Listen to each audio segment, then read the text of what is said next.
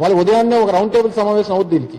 ఈ ఎల్లో మీడియాలో ఉన్నటువంటి ఓనర్స్, ఎడిటర్స్, లేకపోతే ఈ మీడియాలో ఉన్నటువంటి స్టేట్ ఈ బ్యూరోలు కానీ వీళ్ళందరూ కలిపి ఒక రౌండ్ టేబుల్ సమావేశం.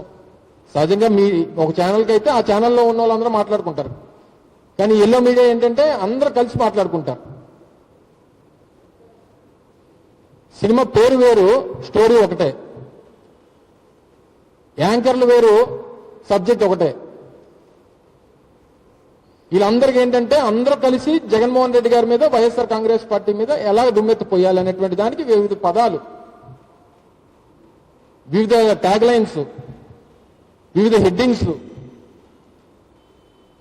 వివిధ బ్యానర్ ఐటమ్స్,